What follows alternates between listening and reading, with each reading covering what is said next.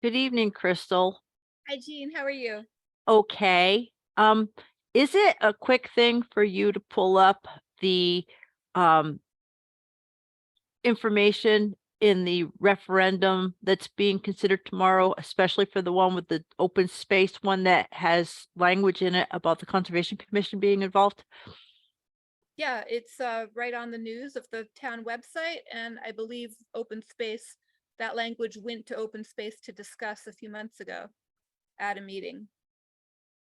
I sent it to the chairs of P and Z and Lee, and it was discussed, I believe, at a past conservation meeting.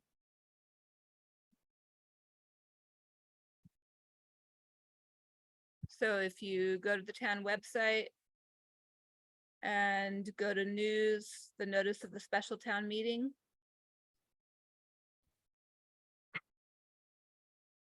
that's where you'll find it. And I can send you that link.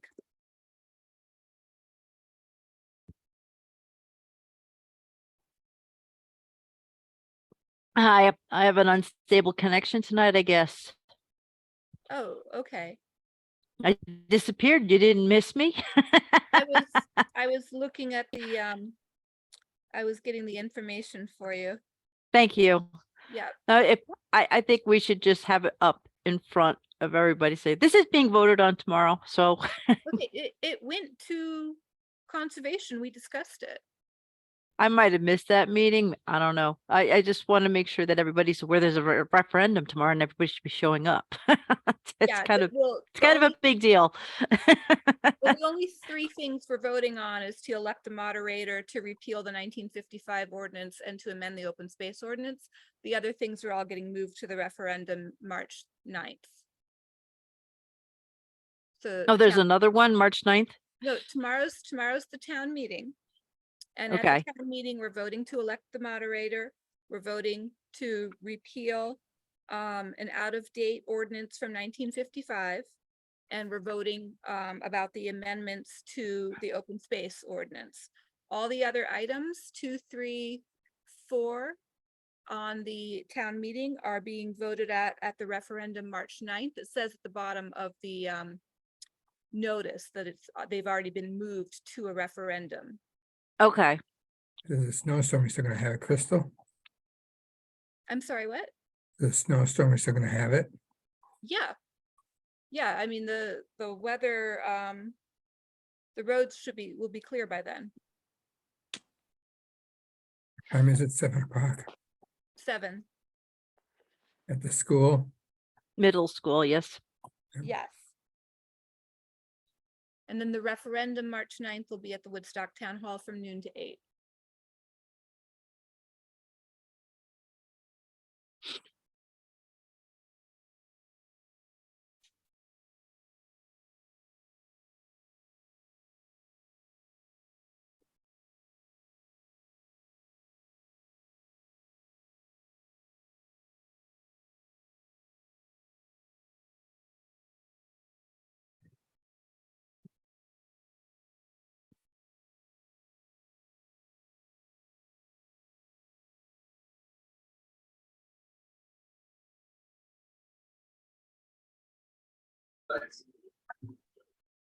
This is probably what's on.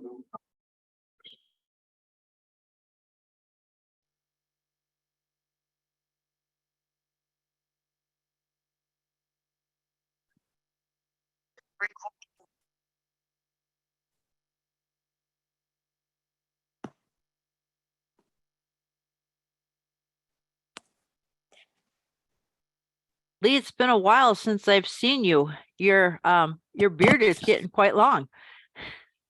Yeah, Are you it'll be gone in a couple weeks. You know, I wear it. I had it last month. I grow it. I started at Christmas and I keep it through the winter for skiing. I And was then wondering if you're going for the ZZ Top look or something. Yeah, I just you know, men can't change their hairstyles, so I changed my facial hair. And then I shave it and everybody for, weeks, people are going, wow, you look so different.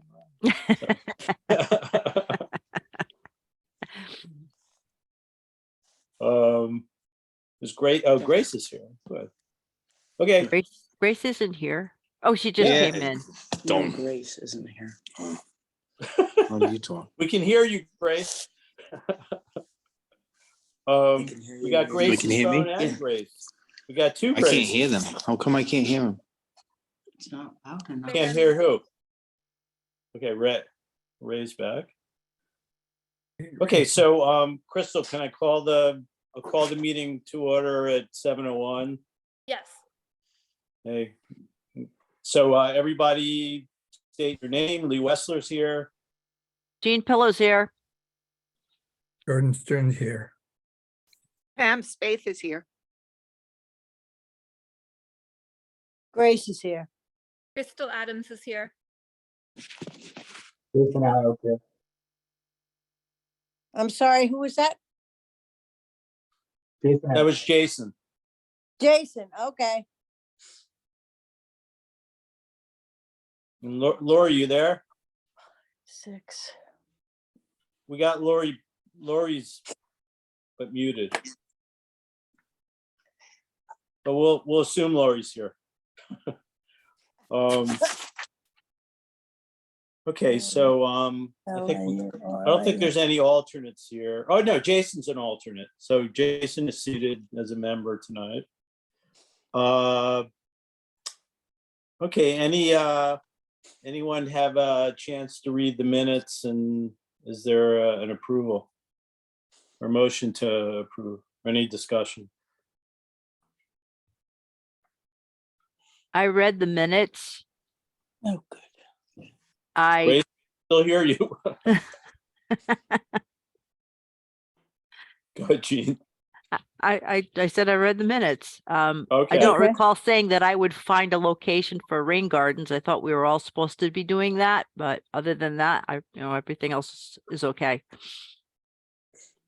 Well, actually, I went back and looked at it. What we did not do was approve the bylaws as they were written, which we have to do every year.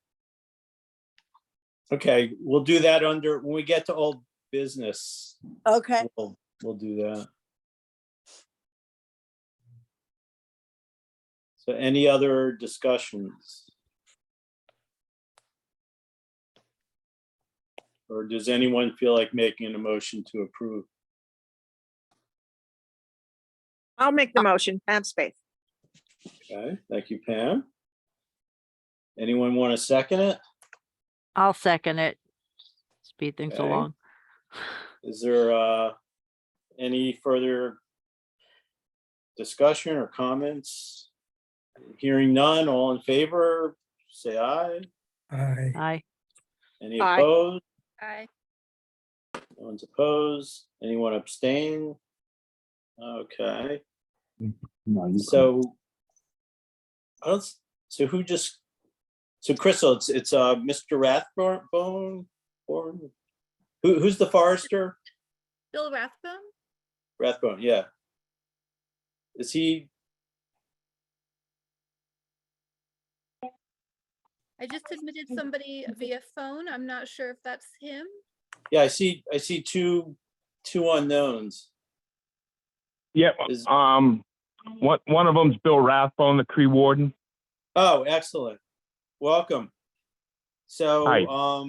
as is our tradition, we will force you to stay through our whole meeting, so we'll get to the old business, the update on the Eversource project. So, anything, anyone have anything to talk about the Eversource? Well, first of all, another tree went down on 171 and knocked out power to people. But other than that, I was asked to write a letter to the Connecticut Environmental Quality Group, whatever. I can't remember exactly the name of the group right now. It's not coming to my head. I wrote the letter. I gave it to Beth to edit it.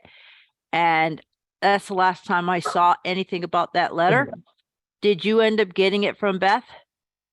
No, I did not. Okay, then she didn't edit it.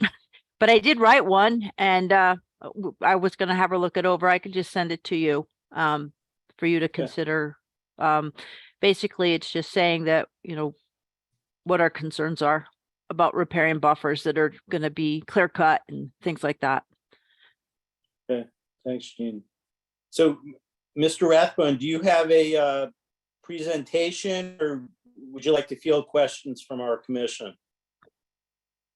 I'm probably just here to field questions, but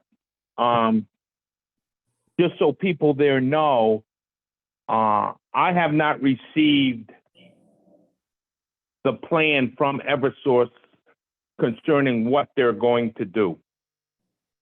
Oh, wonderful.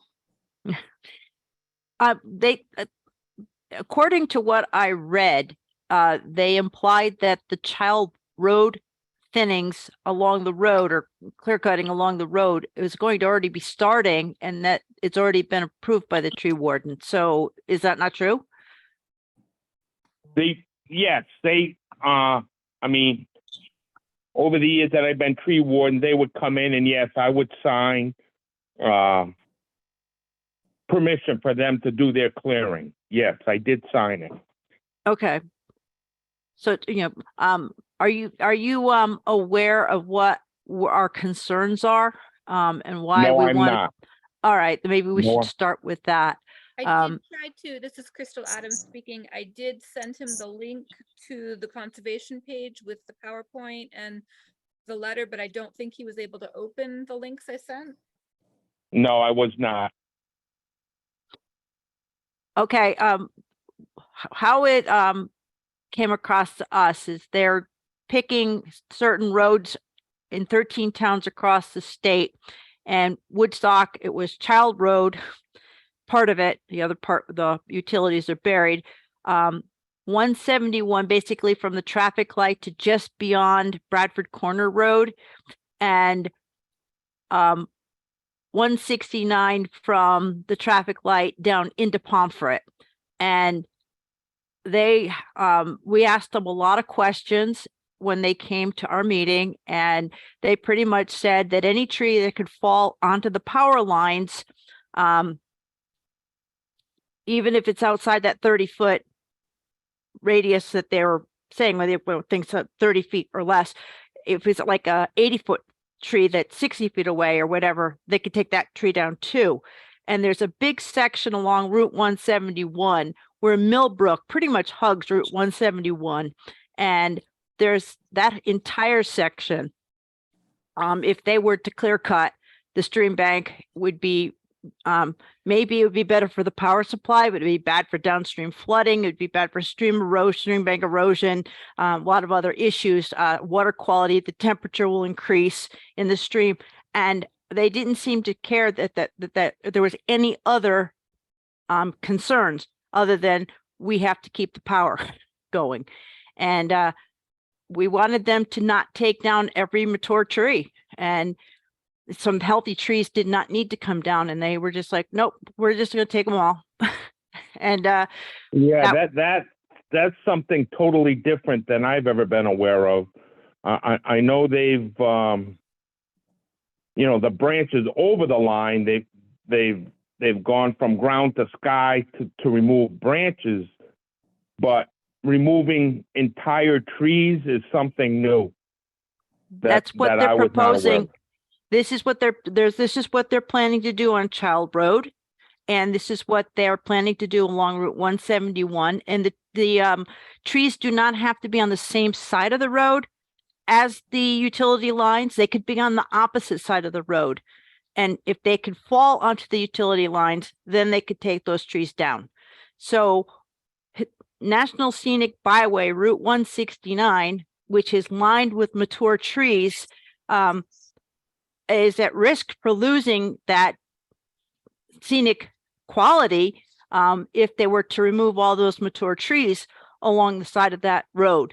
One of the trees that we were really concerned about was the elm tree by Coco's Cottage, that has since been determined by someone who was very concerned when she saw that I mentioned it.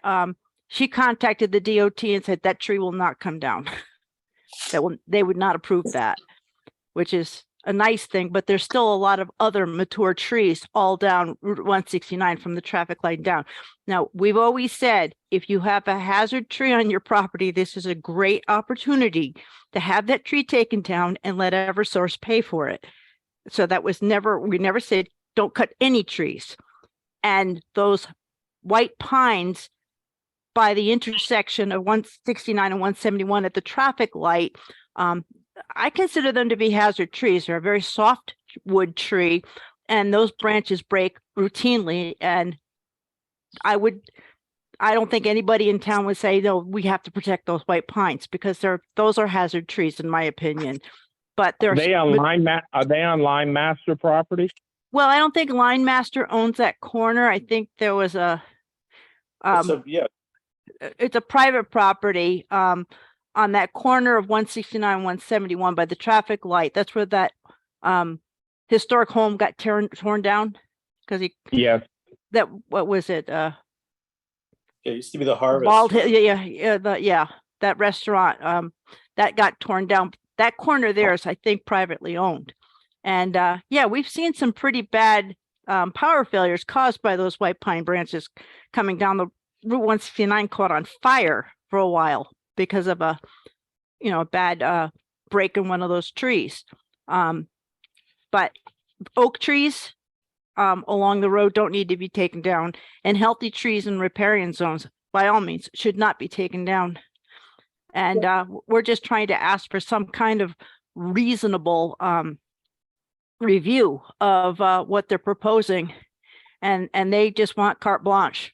And when I asked them about permitting for wetlands, taking down trees in a riparian buffer, they don't need permits. It's like, how, this is something, when these trees are taken down and possibly some of them replaced with trees that won't get any taller than 30 feet, it's going to change the aesthetics of our town for generations.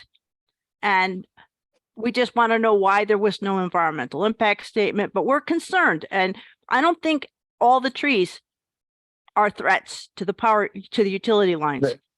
Then they're not. Yeah. They're not. Can I ask a question really quick? Sure.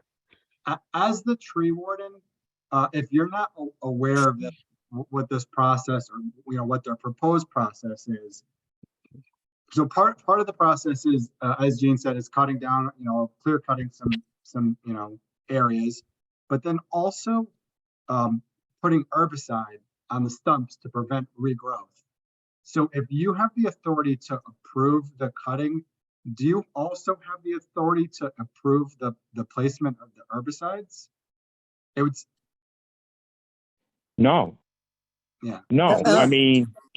Yes, you do actually. I mean, number one, in years past, they have always marked trees that they were proposing to remove.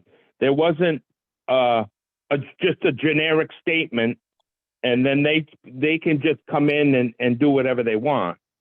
I mean, trees were marked. This is what we intend to do this time too. They would go on to properties. They would mark the trees that they feel should be cut. For the most part, it's going to be nearly every tree, but they said that they would mark them. And there is an option to say yes or no to the herbicide. But what we've heard feedback from other places where they've done this, that there's a lot of miscommunications, and people's wishes are not always honored. But that's hearsay. When is this work proposed to be done?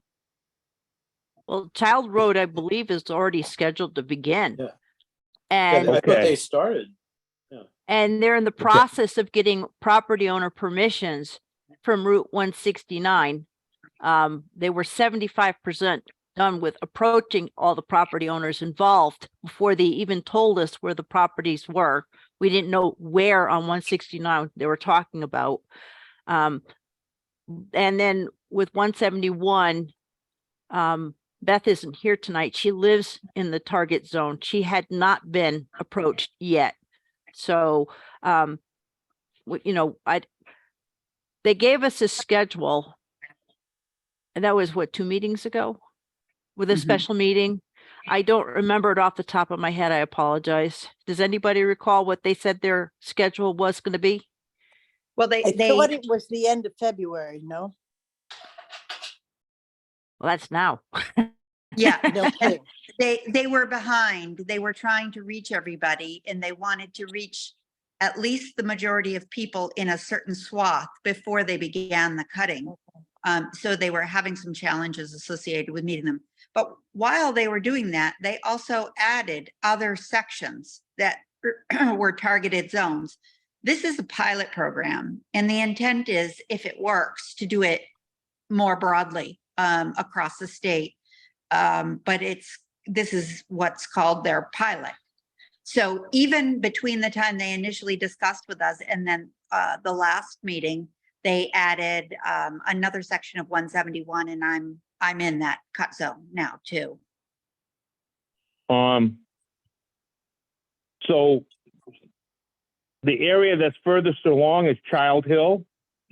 Child Road. Child Road. Child Hill, yeah. Child Hill, Child Road. No, not Do you- Child Hill, just No, Child it's Road. Road. Child Road, okay. Yes. Does anyone know if trees have been marked on Child Road for removal? I have not driven up there since the first time I heard about it and said, oh my God, this is gonna look terrible. So I do not know. Okay, Okay, my I'd next like- question would be, is there still, before they start cutting, is there still another communication that's going to take place between us and them to confirm that we're okay with what they're doing or not okay? No, they're not asking anybody's No. permission except the homeowner. That's it. Property owner. Yeah, the Right, town property has no say, the town government has no say. The individual property owner has a say. So But they any- did say that it was in consultation with the town tree warden. yeah. No, they never, Not the property. they- No, not the property owners. If there's a property owner, they're not planning to talk to the tree warden unless there's a byway or a covenant, a restriction of some sort. They're not planning to ask anybody else, Just the Hmm. property owner. just the property owner. Yes, yes. well, I mean, I would assume a lot of these trees that they're cutting down are on town property. Right. That's a different story. If they are on town property, then Why, are you talking about the right of way?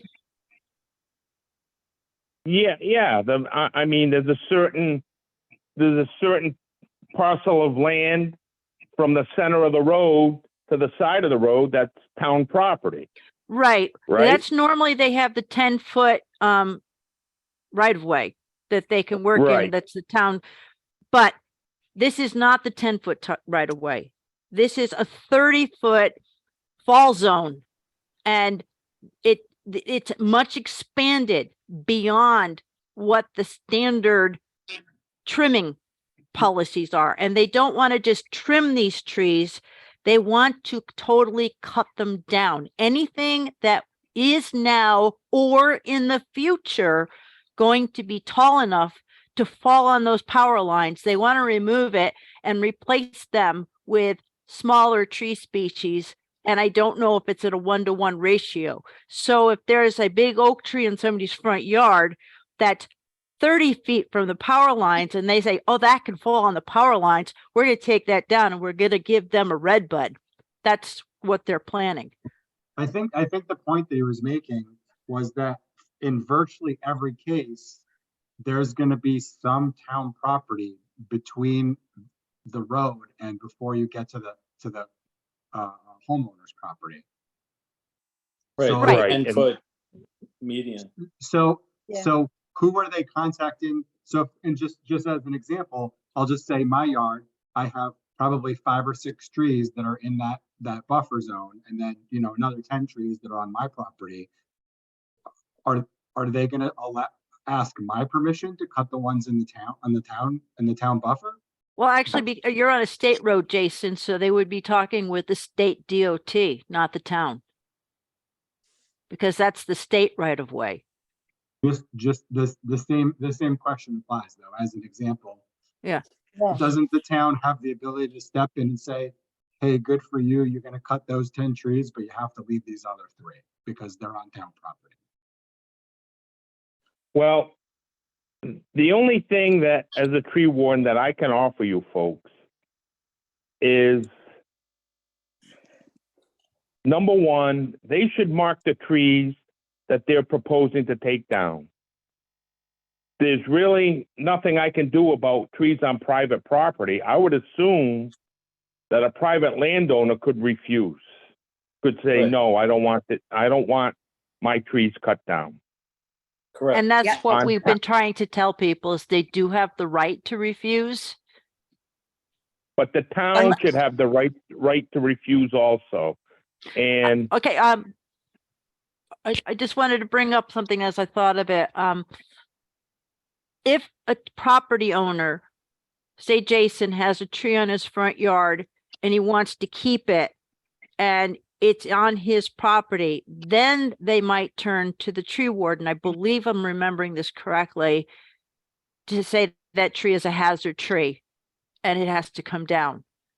And I'm sure there's lots of cases where there's a big old tree on somebody's yard that's hollow on the inside, but it provides nice shade and beautiful fall foliage, but it's a hazard tree.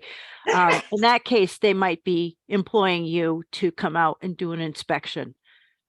well, my opinion on that is the town doesn't want to, you do not want me or a town employee going on private property and saying that tree is not a hazard, and then say the tree falls and causes some problem. Who's responsible? The town? I mean, if a private residence has a tree and it's marked for removal and they want to contest it, then they should contact a certified arborist to come out there and, whether they have to pay them or whatever, write a letter or whatever saying that tree is a hazard or not a hazard. I don't think it's wise for the town to get involved in declaring private trees hazard or non-hazard. I don't think that's a good thing. Does anybody know if I got that right or wrong in what I thought they said? I Gina, don't recall them saying that. Yeah, No. there are some instances, but I don't think it's exactly that, Jean. We could maybe pull those notes.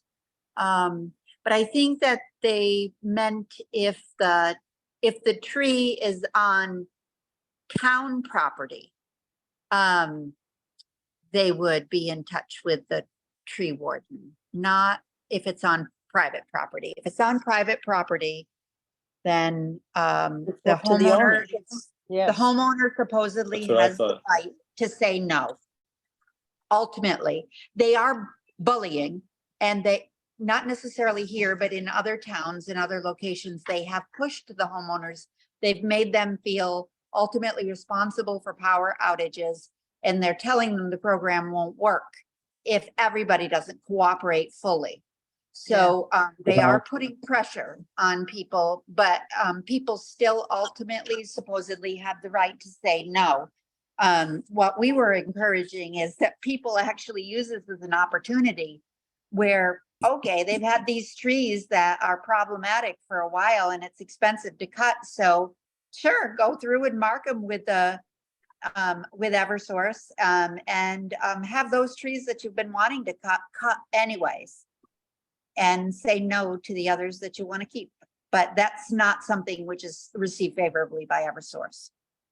I mean, what you're talking about right there are the kind of no-brainer trees. There's some no-brainer trees on town property and public and private property that are dead or hazardous that need to come down. Right. Those, everyone agrees they should come down, and you're right. people should take advantage of the service to do it. But there are Right. also trees that are healthy and are Yeah. not a threat to the utility under most normal conditions. And these trees should not be taken down. So, in my opinion, so what I can offer, if they're marking trees, I don't mind going around and, looking at the marks and, giving my opinion on what trees, in my opinion, are not a hazard and should remain, and what trees should be taken down. I think that just generically going through all these roads and just cutting everything down is a huge mistake. No kidding. Thank It's a What you you. huge just, mistake. what you just said was something that actually came up at the last meeting. There were questions raised by the public asking, would somebody lend their expertise, such as yours, to say whether or not the trees that were marked for cutting were appropriate for cutting or not? So I think some people might be very interested in taking advantage of that opportunity to utilize your expertise. And But it wouldn't be, my expertise for the private Mr. Smith. residents would be between me and them right, per yeah, se, and not between the town and them. yeah, You know what I'm Well, saying? sure Mhm. do. Gene, I got one question. So if Eversource takes a tree down on the town buffer, and then they decide to replace a tree, do they have to run it by you whether the tree they're gonna replace is okay? Or would you allow them just to put any old tree up? as a No. replacement? No, I could be of help knowing the list of trees that they're selecting to replant and Okay. saying, I could give my opinion on this is good, this is bad. Good. This has a better chance of being successful than this. Well, and Yeah, and so they we said have to that- make sure Eversource understands that. They said that they were not necessarily, the list was a recommendation, but at any point in time, a homeowner, so I would take that to mean the town also, could say, we want this tree that's not on your list. Yeah, I just want to make sure Mr. Rathbone understands that. Yeah. Yeah, we're not limited to their list. Right. The, Gene, you had something? yeah, I was just gonna say that, I drive down 169 frequently, and the South Woodstock Common has 3 very large trees Yeah. that overhang the power lines. And they're pretty old trees, and I don't know their health, but those trees to me would be targeted because of their location and proximity to the power lines. And I don't Yep. know what their condition is. So I just want to bring that up and see what Bill Yeah, says. I mean, I have no problem with going by the common and number one, to reiterate, they should be marking the trees in one way or another that they are proposing to take down. So we have a visual, so I can go down the road and say, that's a good thing, that's a bad thing. Now, maybe it'll make a difference, maybe it won't. But if the trees in the South Woodstock Common are marked that, they're proposing to take it down, then I can give you my opinion on them. That one American elm you were talking about, off of 169, taking that tree down, unless a tree had Dutch elm disease, which I go by it every day, I never saw any on it. That's a joke.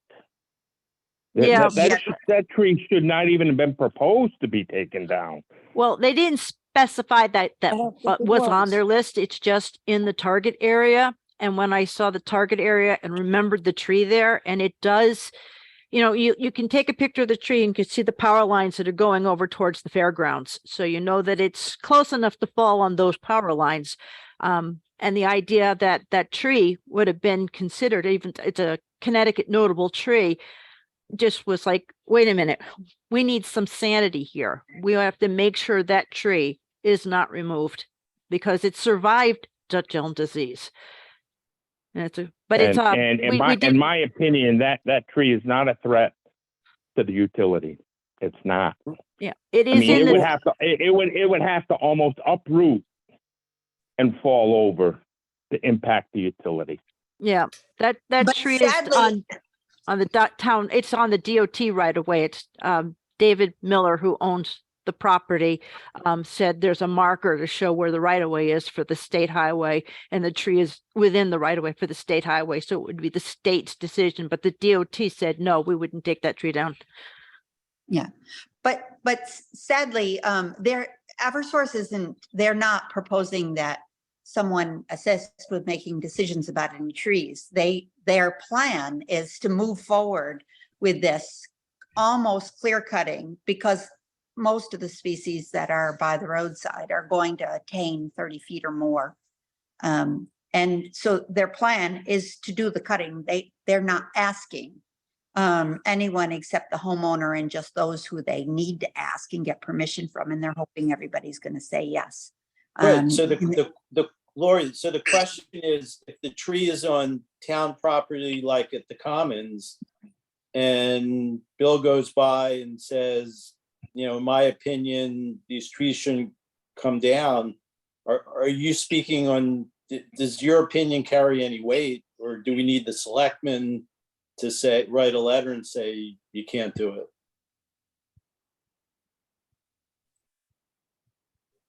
You understand the question?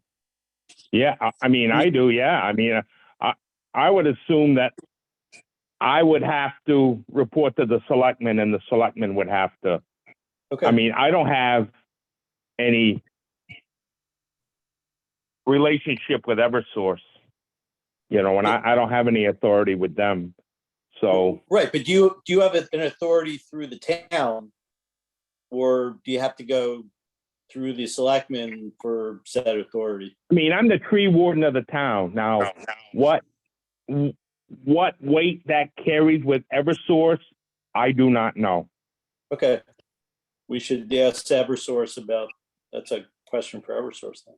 Or they're the ones that brought up the tree warden Yeah. bit. So So that's we have to why ask we if, want to, you know, if the tree warden says it's not appropriate, would they stand down in that case? Yeah. And what's the repercussion? If, let's just say, you know, whether it's the selectman or the tree warden or whoever has the authority says, no, you can't cut down trees in the buffer zone, even on Child Road, and then they get cut down anyway. What's the?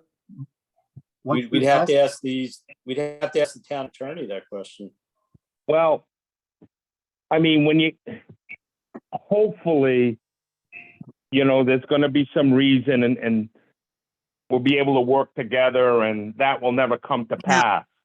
that is But if not it the plan. does, and, you know, it can be proven that trees were wrongfully taken down, then trees of size they have to replace them. Yeah. And it's a very expensive proposition. They do not want to get involved with wrongfully taken down trees because trees have a value. And, you know, the value has been proven in court, et cetera, and they would have to replace them. And they wouldn't have to replace them with a 1-inch redbud from the nursery. I mean, they'd have to go to a nursery and get a 10 or 12-inch diameter tree and install it. So the consequences of taking down trees wrongfully can be substantial, and Eversource knows this. Okay. well, we've seen pictures of what it looked like after they did their clearing in other towns. And I don't think anybody really wants scenic Route 169 to look like that. I don't think they want to see the wooded stretches of 171 look like that. I just, the idea that they think Well, they can cut down trees on a land trust property, without it, you know, Well, I mean, like you said, this is a pilot program. So, you know, hopefully this is a chance to maybe establish what our goals are with them at the beginning. Because the areas that you just named that are included in this current process, it's not going to end there. It's going to be every street in the town. yeah. That's what their goal is. So all I can offer is, like I said, they should be marking before they start. They just, in my opinion, they just should not be allowed to just go in there and start cutting trees down. They need to mark the trees. They need to communicate with us, say they're putting 2 orange dots or whatever they want to do, and that designates a tree removal. And then we have a certain amount of time to go in there and look at that and agree or disagree. Now, I'm sure there's going to be a certain percentage of the trees that we're going to agree that need to come down. But there's going to be a certain percentage of trees that, you know, I think most people are going to want to save. And, you know, I can help with that. That's about all I can do. So again, we if they understand can that. mark, if they can mark the trees, I'll gladly go and look at them and give the town my opinion on how it should be approached, and then go from there. But, you know, hopefully they're not going to mark the trees and then 2 days from there, go in and start cutting them down. Right. They have a crew of arborists on their staff that are going to be involved in the decision making as well. It's not just them hiring some contractor, hey, take all these trees down. So there will be a process, but Okay. I don't know that the timing and the communication is it's something that I'm concerned about. Again, all we wanted people to know was that they have the right to say no if there's trees on their property, that this particular tree cuts out the afternoon sun and keeps my house 50 degrees cooler in summer. I want to keep it. And Eversource said, nope, too close to the line, has to come down. They should have the option to keep that tree. And Yeah, They do. I don't think Eversource has that kind of power. I don't, with tree removals. Now, if they got a tree like that and there are several limbs on that tree that extend over the service line, yes, they have the right to clear from the ground to the sky on limbs that are going over their utility. But this is the first I've ever heard of, you know, if there's a 90-foot tree that's 85 feet away from the service line, they have the right to go and take it down. I have never heard that before. It's a first for me. that's, And this is Lori why asked they that call it a question and they project. said yes. Yep. Yep. No, but they would, the homeowner still has to okay it. The That homeowner was- needs to, okay, the Yeah, homeowner needs they to they approve. just can't go in with a chainsaw on private No. property. No, and they may not actually do marking on everybody's property if someone agrees that, yeah, you can go ahead and you can cut everything within 30 feet of the power line. We don't want to have power outages anymore, so go for it. So in that case, there might not be marking if that's the type of homeowner feedback they receive. Yeah, well, that's, Well, we know, That- right now, that- we know it's Child Road now, so let's all, I'll drive down, Bill, if you could drive down and see if they've marked trees and, that's where they're going first. okay. And I'd just like to add on a positive note, the second letter did go out because I've got some that were non-returnable. So the people on Child Road and Route 71 between the traffic light and South Woodstock to Rocky Hill Road and the National Scenic Byway Route 169 from the traffic light in South Woodstock southward have gotten a letter. It was dated February 10th Thank you. from That's- us. Okay, I didn't get it. Good, that's great. I know Beth was going to do it, but I haven't spoken to her about whether she did it or not. No, she did, because as I said, I've gotten returns from ones, there was not enough of an address. But, Well, I'm gonna leave it. You know, like we just said, I'll take up a ride up to Child Road. You folks have my email address. You know, feel free to email me and keep me involved in the link, you know, of what's transpiring with things coming from Eversource. And I'll try to help out to the best of my ability. But, you know, their state, you know, what they're proposing to do, I personally disagree with. I Thank mean, you. there's things that need to be done. I understand that. You know, they went from doing very little and not really addressing the problem or maintaining their lines. And then the pressure came on and now they've gone to this extreme. So I think we just got to find a happy medium. So whatever I can do to look at the areas they're working in and you know, see how we can work with them to protect the lines and maintain the aesthetic value of our community. Hey, I'm on board to help out. Thank So you. contact me whenever and I'll do what I can do. Thank you. All right. Thanks. okay, Thanks for coming to our meeting. No problem. Anytime. Yeah, I'd rather, you know, anytime something like this, yeah, give me a call and involve me and that way I'll better know what's going on, because really their philosophy now is this is the first I've heard, because even the literature that I read and signed was just basically they were talking about trimming. They were not talking about this clear cutting and this approach to tree removal to maintain their utility. That was not in the document that I signed. Nowhere near. okay.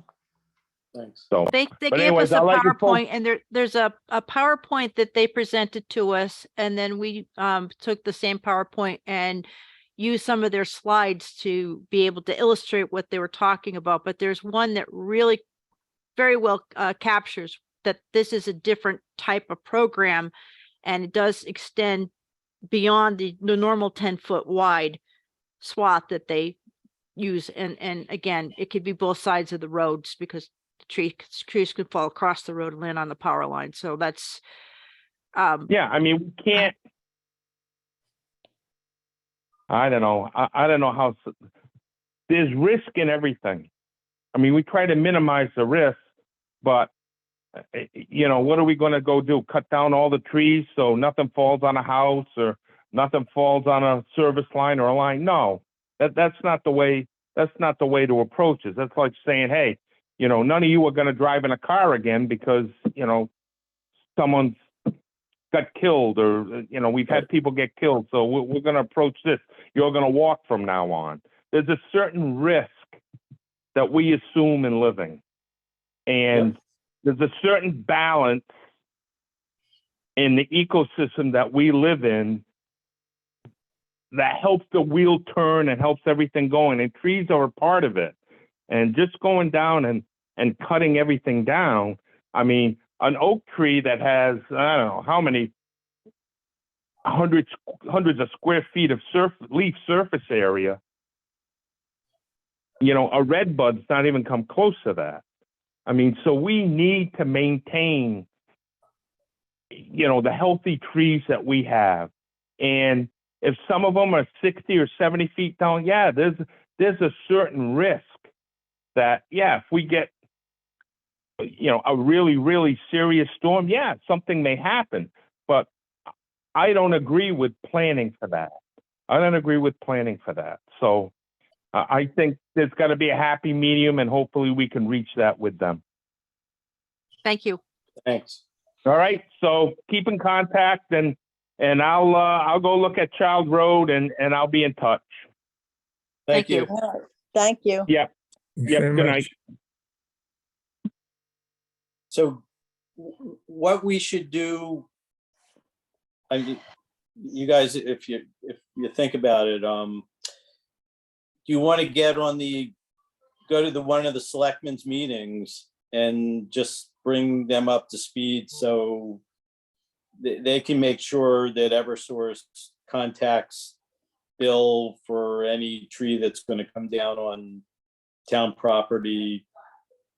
So they're kind of in the loop. Or should I just Crystal. write a letter to Jay? I was gonna say, Crystal, do we not have to write a letter or whatever to get on the agenda at a selectmen's meeting? Well, what are you trying to do? I mean, there's usually a citizens participation where you could, Well, you could go put ahead. something there, or you could just write a letter to the Board of Selectmen. Yeah, but I mean, I just want to hear you guys' opinion. In the past, and if there's been an important issue, a few members get on the agenda and we, present, our whatever we're concerned about. But, what does everybody think? Do you think a letter from me to Jay is good enough, or, should we actually be there in person to bring them up to speed? It might be worth being there so you can ask a couple of questions. I'd be interested in knowing what the repercussions are. Like I said, to ask for the tree warden, what are the repercussions if they cut one wrong tree that they're not supposed to cut? Because if they find that we catch them on one mistake and it costs them thousands or tens of thousands of dollars, they're going to be a lot more communicative about the future trees on town property before they go cutting. Well, that's the consequence, what he said. The selectmen are, the tree warden knows more than selectmen when it comes to that. So he told us what the repercussions are. I have a question for Crystal. Crystal, you're on the beautification committee, are you not? Yep. And has the beautification committee discussed the trees on the South Woodstock Common? Because the commons, I believe, are the purview of the beautification committee.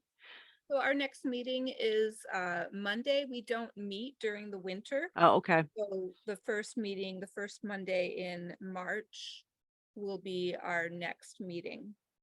Okay, I was just, I know that some of the trees recently on that common did have to come down because there were some disease issues. So, we would definitely be interested in Bill's opinion on the health of the remaining trees. yeah, they're kind of old and they might be maples and they might not be healthy. I don't know. I just drove by them at the legal speed limit, while trying to keep an eye on the road at the same time. So I know there was a very large unhealthy tree that came down from the North Common across from the Pink House. You can see the big hole that went all the way through it. The trees, it's laying there. yeah. And if that's the case, yes, the tree needs to get removed and replaced. And I'm not telling them not to take down unhealthy trees, but it's just something that tree and other trees that might belong to the town. I don't think there's any trees along the middle school property. Maybe a couple, I'm not sure. Most of it behind the south campus of Woodstock Academy. There's a lot of mature trees along Route 169 that would be a shame to lose, honestly. That's it. So how do you guys want to approach selectmen? Do we need to, and how should we do it? I think keeping the lines of communications open between us and the Board of Selectmen is a good thing. We have a new person on the Board of Selectmen now who probably isn't as up to speed on this issue as everybody else. So if you want to go to represent the Conservation Commission, I'll vote in favor. Well, I would need you or Beth there who actually know something about all this. Or if Oh. anyone else would volunteer. when are the, Crystal, it's the first, it's like this, It's the first and third Thursday of the month. The first Thursday is at 4 PM. The third Thursday is at 7 PM. okay. And, you know, if you want to go and be more than just a citizen's comment to ask to be put on the agenda, if you can email me and I'll forward it to Christine Barroso, Jay's executive assistant, and she does the agendas for the meetings. Lori, is this something that you can do? You're very articulate. I'm not necessarily articulate, but right now I've got a lot of time constraints and I cannot commit to meetings necessarily, additional meetings. I'm trying to sell my house. So I can't commit. Okay. Well, do you want me to just write a letter to Jay about, you know, we talked to Bill Rathbone and we just want him aware that, you know, trees in the 10-foot buffer that are under the town purview are at risk, and we just want to make sure they're on board when that Bill would check each tree and render his opinion and wouldn't just allow Eversource carte blanche. Is Yeah, I that good think enough? if you write a letter saying that, that would be probably good enough. I have another meeting on the third Thursday, so I Okay, would not be able to attend. okay. Now, were we gonna have another public forum like in April? Did we, you know, to try to get more people, especially 169 people? I don't recall what Beth wrote. I don't think we had any more public forums planned. And honestly, it's disappointing how poorly they've been attended. I think a What's lot of the reason that they're not attended so well is because people have the mistaken impression that this is just routine, ordinary cutting, and that anybody who's opposed is just a, you Tree know, hugger. yeah, that's exactly the words I was going to use. And they do not understand that this is a very different program. So even before they hear more about the program, there's a lot of opposition to preventing this operation from moving forward or standing in the way. Yeah, that was my impression from the conversation on Facebook on the Woodstock page. There's a lot of people out there who not only don't understand what it is, but absolutely deny that it's clear cutting. That's right. That some of them even went so far as to say cut down every tree they want in the all over town. Yeah. Because I look think- at that, power went out for an hour. Let's cut down another 100 trees. I think there are people in town that really don't want power outages ever, and they're, you know, in favor of doing whatever is necessary, including cutting any tree that's in the way. So you do have people that are that are of that opinion, but a lot of people simply don't know what this program is, and offering informational meetings isn't really getting to people. That message is not. No, it's not connecting. They do not know this is different. Well, when I was reading the comments on our Facebook posts about this, of course, the vocal people who are like very willing to be vocal with their comments as long as they're not in public, you know, they could do it on social media. They say a lot of ignorant things, a lot of things. I didn't know we had a tree warden. There was a lot of that. But when I was posting the value of street side trees, I didn't see people posting comments, but I saw the thumbs up for the people who do agree with us, but don't want their name out there as being in support of this because of the bullying that goes on in social media. It's just, Yeah, there's that. Yeah. Okay, well, it's almost 8 o'clock, so we gotta move on. So Oh, I'll send a letter to Jay. And, you know, anyone has any other bright ideas, it may be wait until they do their first section and take pictures and, say, do you really want this in your neighborhood? Okay, public participation, we just did. Treasurer's report. Okay, we have $627.72. And our special fund is at 2161.22. So the money for the $1,000 came out, so we're in good shape there. Any questions for That was lovely. Grace? Okay, any communications? As I said, the only thing I did unfortunately get 3 returned letters. But at least that way we know the letter went out. And a notice from the Connecticut Land Conservation Council. They have a conference the end of March, the 23rd, 25th. And it's very, very comprehensive. If anybody's interested in it, I am going. It's down at Wesleyan University. But it speaks of a lot of the things that we try to portray. Leading the way, environmental activists, smart solar in CT, nuts and bolts of land transactions. I don't know if this is the one I did forward one of them to everybody actually this afternoon. But I guess I went out of line. I should have done that later on. Sorry. But that was it for communication. Okay. Moving on to old business.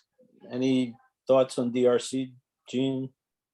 I checked the agenda for the Planning and Zoning Commission, and the only thing on their agenda this week is the I think the moratorium on pot dispensaries is ending, and they're going to take an action, a vote to decide what Woodstock's going to do.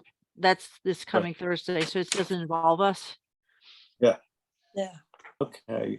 Yeah, so that's the, we'll that rolls into the P and Z report, which the February 16th meeting was canceled. They had a meeting on February 2nd about cannabis and nothing to do with us.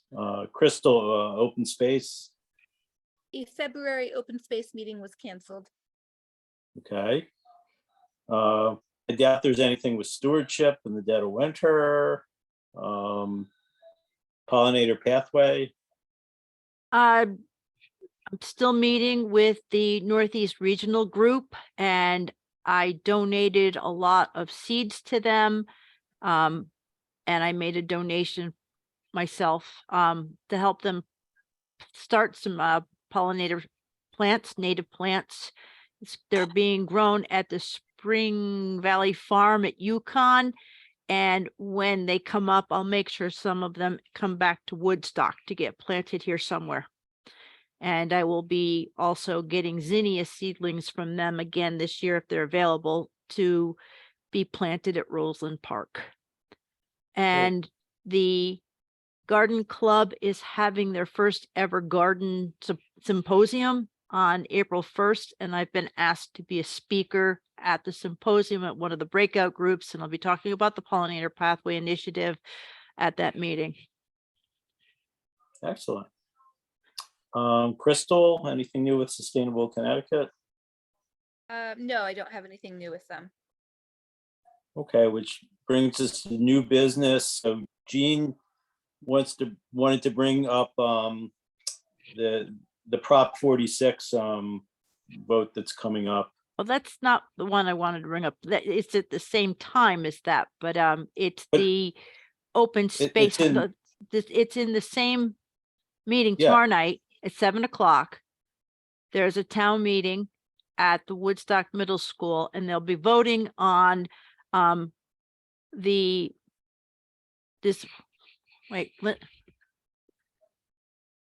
I thought they were all rolled in, so I misunderstood. I thought it There's- was all rolled in together.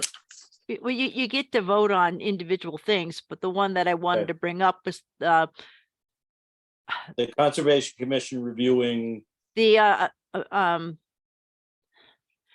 amendment 4 to the ordinance creating the Woodstock Agricultural and Land Preservation and Land Acquisition Fund. There's a amendment for how we, for the disposition of open space land that the town owns, and it's gonna come for a vote tomorrow night.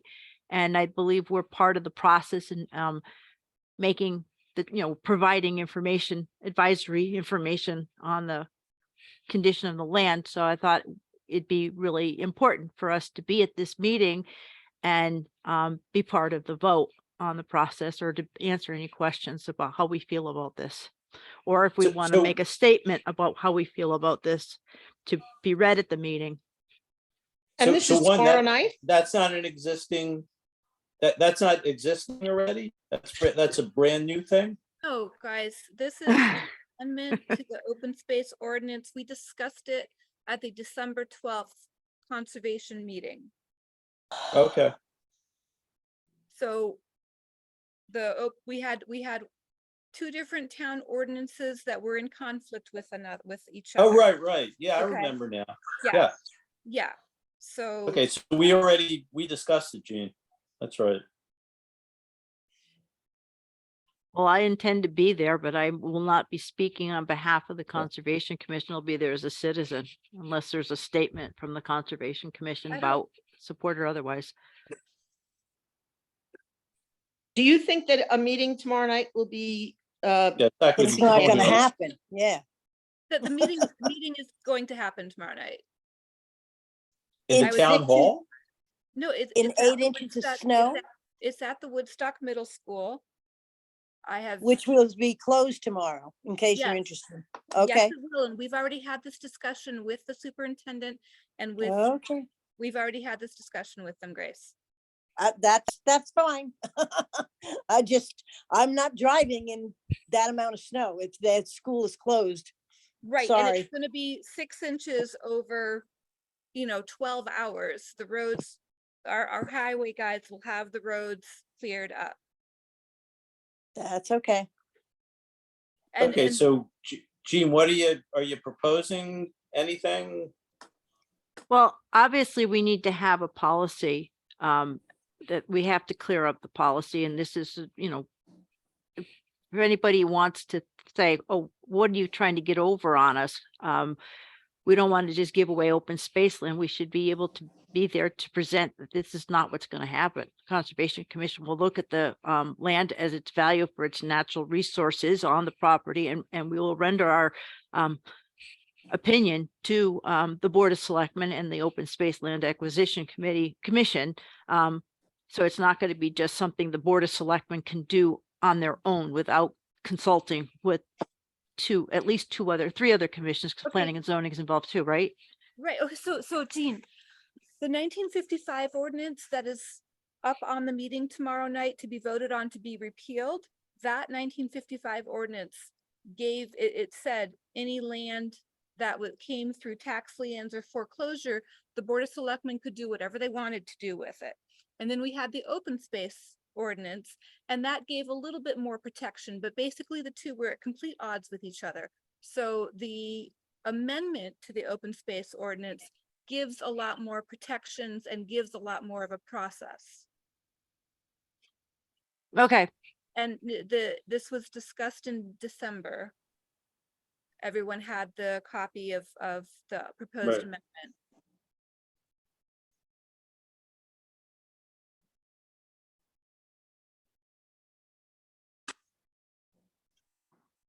that's it. I just wanted to discuss that there's a vote tomorrow night that we should be part of.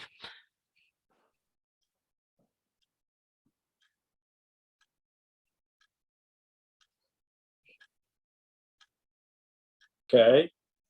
Any further discussion? Okay, Grace already mentioned a workshop.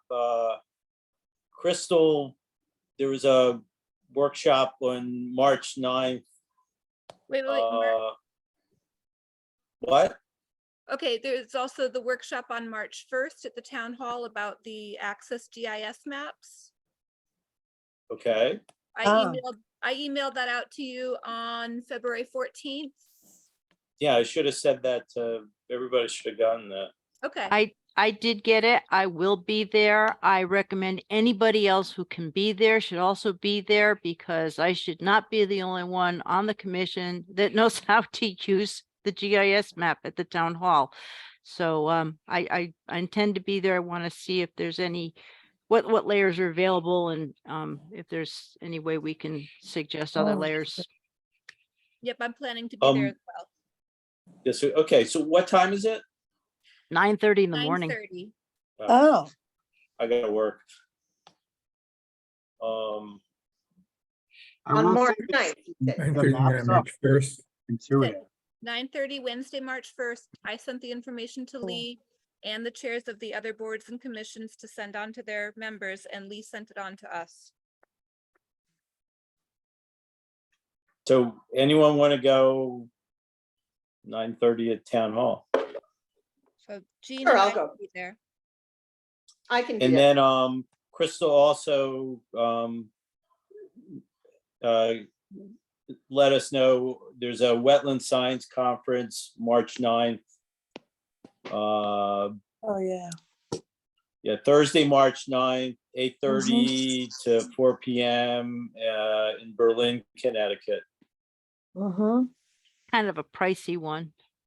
$60 or $80, yeah. $80. So is And anyone, if anybody wants to mean, we'll go, pay- I mean, we should pay for it. yeah, the commission will reimburse you if you want to go. Good, I'll So- send you my receipt. I already signed up for it, trust me. Good. I'm working, so I can't go. Okay, anyone else either attend a workshop in the last month or know of another workshop coming up? Gene? The state of Connecticut DEEP is updating the stormwater quality manual. And the last update was in 2004, so a lot has changed in stormwater protections and guidelines. And I attended a 1 hour long question and answer period for a document that was over 500 pages long. And the big things I got out of it is they've changed the number for design storms, where it used to be you had to design your stormwater practices for 1 inch. Now it's 1.3 inches within a 24-hour period. All the separating distances for infiltration stormwater practices have doubled for like septic systems and wells, and stormwater runoff is no longer allowed to be directed into streams. This impacts our town a lot. You can't direct stormwater runoff into a stream unless it's from a rooftop. Parking lot runoff cannot be directed towards streams. You have to have 100-foot separating distance. These are a big deal. They're not final yet. They're in the commentary period. So if anybody has nothing else to do and wants to read online a 500 and something page document that has hyperlinks to about 1,000 different places, it's available, but it's a big improvement. And I'm hoping I believe it's going to mean that all the regulations in towns need to get revised, because these stormwater guidelines are a lot stricter than what we're used to seeing. Yeah, we've always included that in our review.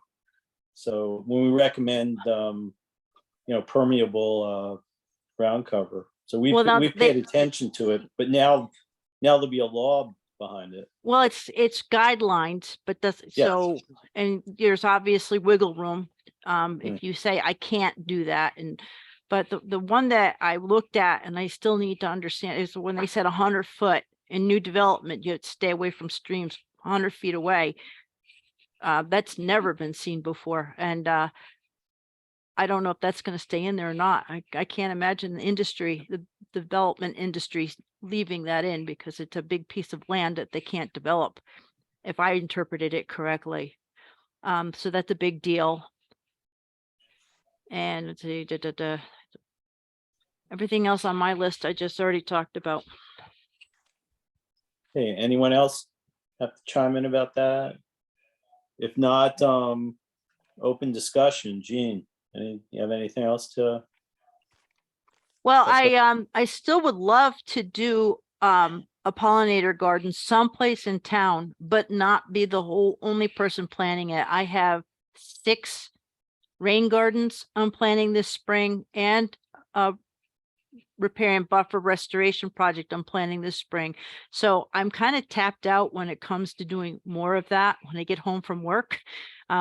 So if we want to do a smaller project at one of the libraries, I know Sue would love it at West Woodstock Library if we did a little demonstration plot there. I don't know what's up at May Library. I don't think North Woodstock Library is appropriate because it's too shady, and I know the garden club's already doing some stuff up there.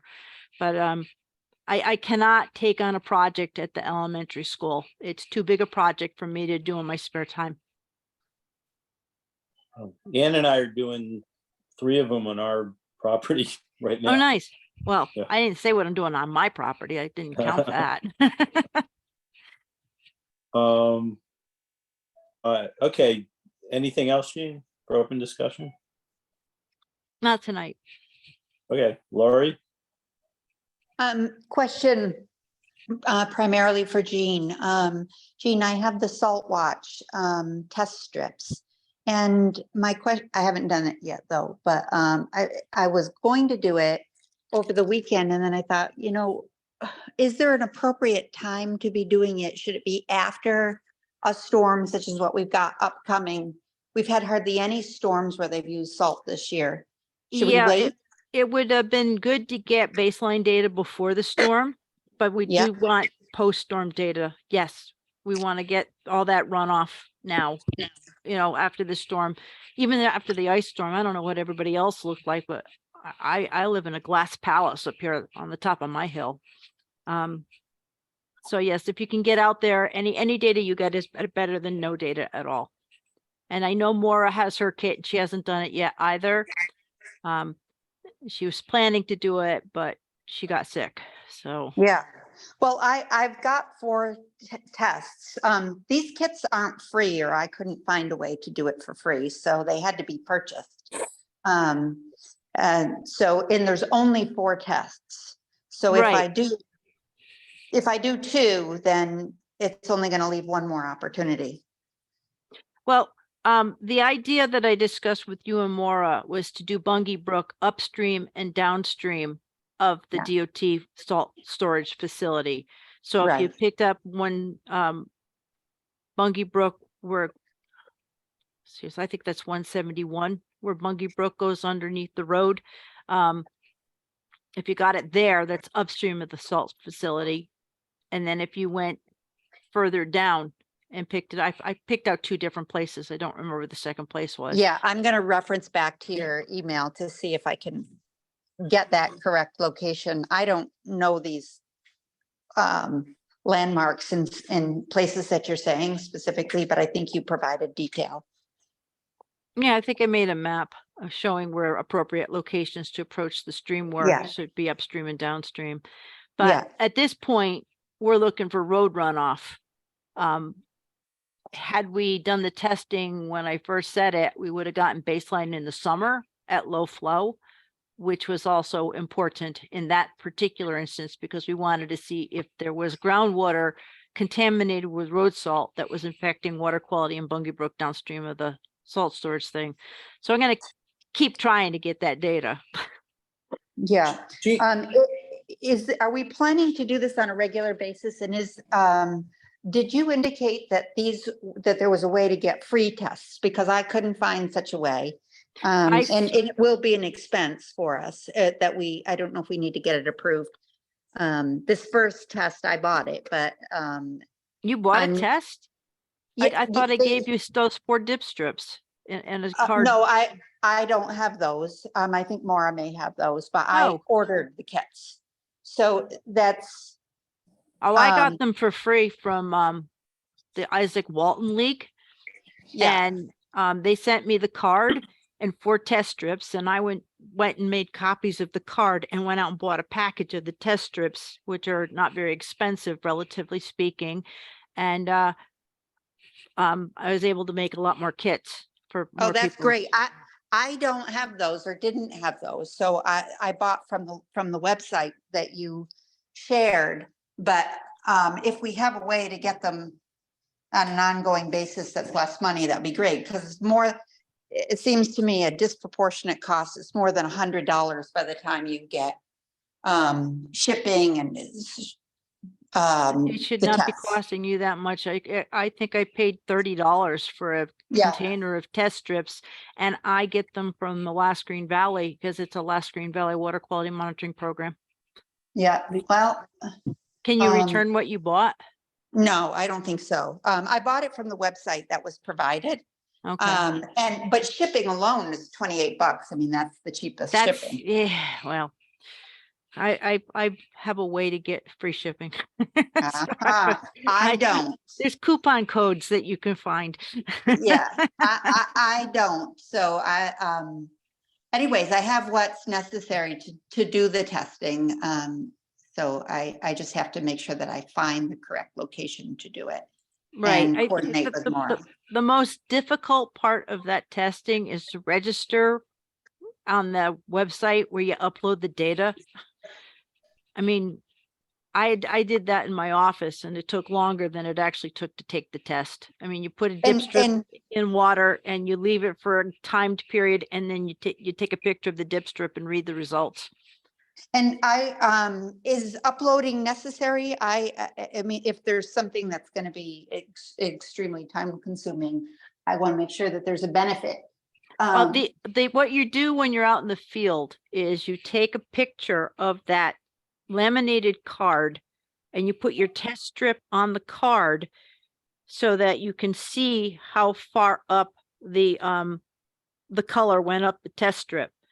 Yeah, And it sounds like any Yeah, of the medical tests that I do on a regular basis. so you take a picture of that, and when after you get into the program, you use the GPS and the thing to say where you are at, what's the name of the stream, and then you just upload the picture, and that's how you submit the data. It's really simple. It's registering on the site that took me the longest time. Yeah. Okay. Gina, We is can this go a- over this another time, Lori. Yeah, Gene, is this a Conservation Commission project? No, it's a Last Green Valley project, but Lori and Maura had volunteered to follow up on the salt contamination in Woodstock Valley to see if there's a plume of salt water Okay. in So should we put groundwater. this, should this be on the agenda for old business in the future? If we want to, many conservation commissions do adopt water quality monitoring as part of their mission, and volunteers will take that responsibility on. If this conservation commission would like to do that officially, I would be very grateful, but I had just made arrangements with Lori and Maura to do this. And, Well, it's just- salt is just one component of water quality monitoring. So we're not going to get hardly any data. We're just getting chloride. Right, and that's what this particular test is for, and it's winter data, and it's a lot. There's so much I could say about salt. If we find it in the streams, it's running off the roads and it's harming the invertebrates in the streams that are not salt tolerant. But if you find it in the summer, that indicates it's in the groundwater, and that's a bigger problem. And that's kind of what I was looking for in Woodstock, but that wasn't communicated well enough because you guys didn't go out and sample in the summer before it started raining. So I want to revisit this next year. Okay, so do you want to put it on old business, or you want to hold off when putting it in old business? We can add water quality monitoring salt watch to old business Okay. if we want to, Okay. but again, this is something that if the Conservation Commission chooses to adopt this as a project. I think it's a worthwhile project that we can do, and I can give you guidance on it, but I don't go out and actually collect the data. I just provide you with Right. the materials. So that's what I'm asking you. Do you want this to be, we have lots of projects and, we always support members who want projects. Do you want this to be one of our, Laurie, do you want this to be one of the projects on our agenda? Or do you I want would prefer that I check and see what this result is. If there's Okay. nothing, then I don't want to make it a project.